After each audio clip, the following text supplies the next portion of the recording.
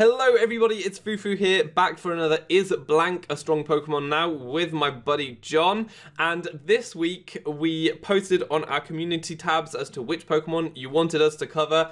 Blastoise lost out to Swampert this week, two great water starter Pokemon, but we're moving on to Gen 3. I think that'll be cool, bit refreshing, and Swampert is a very interesting Pokemon, so I'm looking forward to getting into this one. If you want to determine what is in the next video, then please check our community tabs throughout the week, because we will be putting a poll there for you to vote in. John, what won over on your channel? Sceptile beat out Venusaur on my channel, another 3rd gen starter, one that we are very excited to talk about. And I think it's going to be a nice thing to go with Swampert. Would have been a little bit awkward if, one of the Gen 1 Pokemon won over this, and it's going to be refreshing to look at a different generation. But before we do talk about Sceptile, we need to dive right in and go over if Swampert is a strong Pokemon now. So Swampert is a nice water ground type Pokemon. Water ground is such great typing because it only has one weakness in grass type. It's a big weakness, but if you play wisely, you can avoid that weakness, and it's just very good. It's immune to the volt switching electric types, which is great, and it's just really nice typing there. And to go with that, Swampert is a very bulky Pokemon. So straight away, it's got that 100 HP stat, very nice. It's a great HP stat to hit. You've got loads of HP to play around with, and its defensive stats are 90 apiece, which is very good as well. So it's a bulky Pokemon. You can make it more physically defensive or specially defensive, and that's great. But if you look, its attack stat at 110 is also very usable too. That's going to put a dent into anything that you want to hit. Special attack 85, it's not actually that bad. If you do want to run some special moves, you can. It's not going to be quite as powerful as a physical attack, but it's still usable. And the speed is only 60, so not the fastest Pokemon, but it's got the bulk to be able to take the hits. In terms of the abilities, we've got Torrent, which is signature for any of the water starters. When your HP is low, you'll be dealing out more damage, so that's kind of useful. And the other ability is Damp, which means that your opponent can't use self-destructive moves like Self-Destruct or Explosion. So that is the setup for normal Swampert, but it does have a Mega Evolution. So just quickly, it gets a huge boost to its attack, a very respectable 150 attack. Defenses go to 110 apiece, which is even bulkier, and it's able to eat those hits. Maybe not quite the grass type hits still, but anything else, it's just able to eat that up. Special attack gets a small boost too, which is kind of neat, but probably not very important. But the speed does increase from 60 to 70. Now that may not seem very important, but it gets a Swift Swim ability, and that is huge. That speed boost from 60 to 70 actually really helps out. And what's great this generation, in Generation 7, Swampert got quite a big buff because Mega Evolutions, when you Mega Evolve, your speed is now recognized straight away on the first turn, which isn't something that happened back in Generation 6. So now in the rain, Swampert can go from that base 60 speed to rain boosted Swift Swim base 70 speed in one turn. So that is a big boost, and Mega Swampert is a lot better this generation, which is cool. When we look at Swampert's moves, we see the normal suspects for a physical water ground Pokemon with Waterfall and Earthquake. Both very good moves. I mean, Earthquake's one of the better offensive moves in the game. And then we do have Ice Punch, because when you do have water and ground moves, you're not going to do much to grass types. So if it did not have that Ice type stab, it would probably be a problem. But Ice Punch is going to be a decently powerful move so that you can hit those grass types on the switch. Or if you're just faster, especially in the rain, you can just take them out if they have been whittled down a bit. Superpower is another really good coverage move, just to be able to hit some other things a little bit more powerfully. Obviously, you do get that attack and defensive drop, so something to think about when you use it or if you put it on your set, but definitely something to consider. And Scald's always a great move. If you're going to run a defensive Mega Swampert, defensive Swampert, this could help you get some burns if you don't want to have something like Toxic, so always something to consider on just most bulky water types in general. Now, utility, Stealth Rock is probably the best move in singles, and it's really nice that both Swampert and Mega Swampert get this move. Regular Swampert almost every single time will have Stealth Rock, and Mega Swampert, I wouldn't say every time, but a decent amount of the time it will have Stealth Rocks. And whenever you do look at your opponent's team, or just whenever you're building a team with Swampert, you're going to have to think about, you know, a Stealth Rock fit here. Does it make sense? You always want to have a Stealth Rocker, and a lot of the time Swampert is going to be that Pokemon. And Roar is actually a great move on this Pokemon as well. With the bulk it has, it can switch into a decent amount of Pokemon. Having an immunity as well is great, so you can switch in safely and then just Roar that Pokemon out of there so you do not have to deal with it potentially sweeping your team. It's just another great thing to have for both of the Pokemon. And looking at the setup moves, Rain Dance is obviously going to be huge for Swift Swim Mega Swampert. That's just going to obviously allow it to outspeed most things, and it could turn this Pokemon into immediate, you know, just sweeping Pokemon. I don't know why I was struggling with that word. It's not a tough one, but it will allow you to sweep your opponent's team. And Power Up Punch will also help in the same place. You know, whether or not you set up Rain Dance or something else did, you outspeed everything. You know, maybe you force a switch, you get a Power Up Punch off. All of a sudden, your attack is boosted. Your other 3 moves are going to allow you to clean up the opponent's team.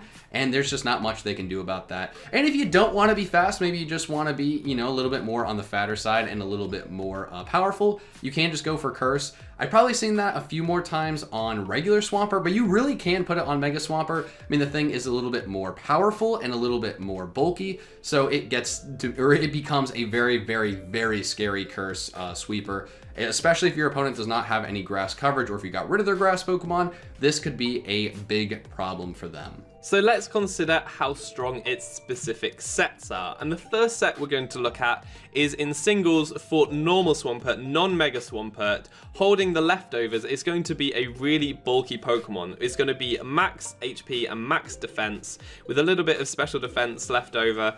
And it's going to have a relaxed nature because what that does is it boosts your defense and it drops your speed. And that's because we're using both its physical and its special attack here, so you don't want to take away any of those. So relaxed nature is the best here. It's going to have Stealth Rock, as we said, such a crucial move in the singles format. You want to be damaging any of your opponent's switches. Very, very useful. We've got Earthquake there because great stab move. This attack will be dealing the most damage from Swampert here. And we've also got Scald there because this can get Scald burns. It's also not a weak move because we've got base 85 special attack. It's not the worst. And it's stab. And that's quite good coverage in and of itself. You won't be able to do too much damage to grass types, but you'll be switching out anyway. So if you can get a Scald burn and then switch out, that's fine. Or you could just roar them if they tried to come in, and with the Stealth Rock on this set, you're going to be roaring and making them take more damage every time that they switch in. So it's just a very nice defensive set there. It's got some good defensive synergy with other Pokemon on your team. If you have anything that resists grass, you're basically set.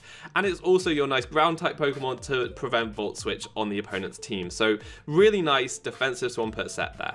When we look at a Mega Swampert set, a Swift Swim variant is always going to be the best set for Swampert. Obviously, every single Mega Swampert will have the ability Swift Swim, but actually utilizing that is a whole different thing. And with this set, you actually don't need Rain to be super effective, but once that Rain is up, man, is this thing hard to stop. Mid-game, late game, even in the beginning of the game, depending on what your opponent has. So you are going to have max attack and max speed. Adamant Nature is really, really nice. If you do have Swift Swim up, you know, with the Rain, you're probably going to outspeed most things anyways.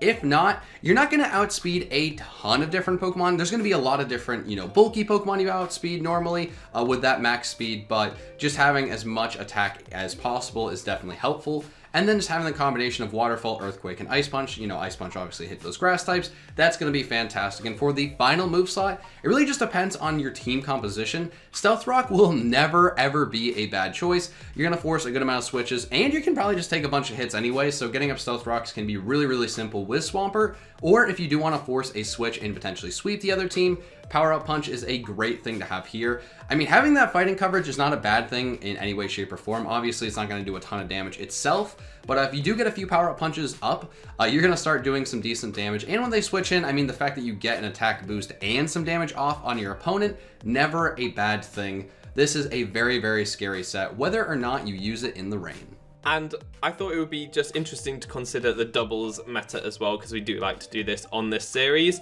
And it's going to be very similar to the set that John just talked about. A Swift Swim Sweeper is really where Mega Swampert excels. So it's going to have slightly less speed just because in that format you don't need as much speed to outspeed everything. That Adamant nature, really great. It's just the last move slot that changes really. So you want the Waterfall, Earthquake, Ice Punch coverage just because it's so great and it hits pretty much everything anyway.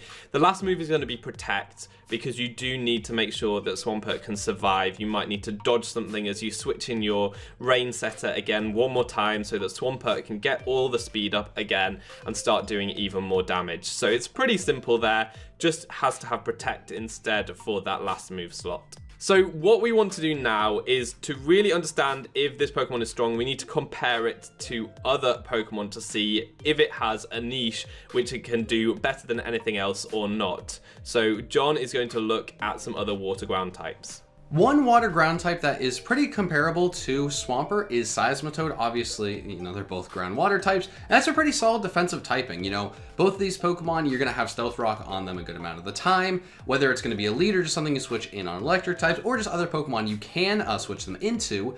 And one thing that Seismitoad definitely has over Swampert is its ability Water Absorb. Now, Swift Swim is something you could use, Poison Touch is something you could use, but having another immunity, especially on a defensive Pokemon, is so nice.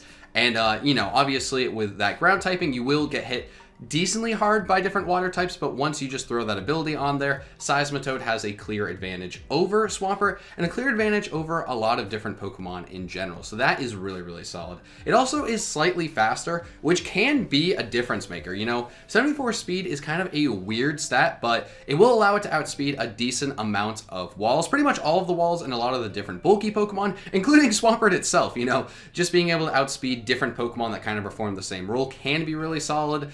Just allow it to get a few more hits off against it, make sure it can get a Toxic off before Swampert can go for something, you know, get Stealth Rocks up, or whatever Pokemon it's going against. Just being a, you know, more of a faster defensive Pokemon is never a bad thing at all. And then having Knockoff is actually really huge. Any Pokemon like this that's not completely a wall, but more on like the bulky offensive side, I mean 105 HP, 95 attack, and some decent defenses. And this is something that can get some powerful hits off, but also may force a lot of switches. So even if you switch into something like a grass type that can do a lot of damage to Seismitoad, can go for a knockoff, potentially cripple that Pokemon, or just get rid of its ability to get recovery with leftovers or whatever it's running. That can be really solid. You know, Swampert is probably just going to have Stealth Rocks, Earthquake, you know, either Waterfall or Scald, maybe Toxic. So it's just not going to have as many things to hit specific Pokemon that come in. So that's definitely something Seismitoad has over it, as well as some more special coverage. But when we do look at Swampert, Swampert's definitely a lot more bulky than Seismitoad,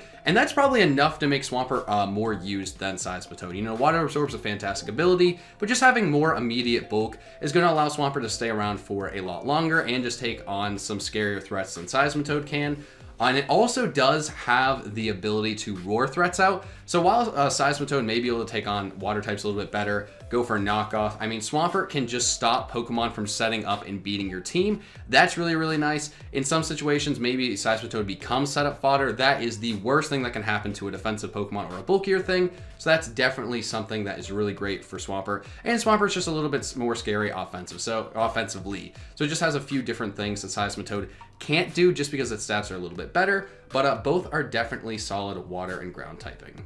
So John compared Swampert to water ground types, but I thought it would be very important to consider other Swift Swim Sweepers, because that is Mega Swampert's main role. And really, the only comparable one here is probably Kabutops, which is a physical Swift Swim Sweeper. Now, where Kabutops has certain things over Swampert is that it does get Sword Stance, which is very helpful. It means that after a Sword Stance, it is able to take out a lot of things.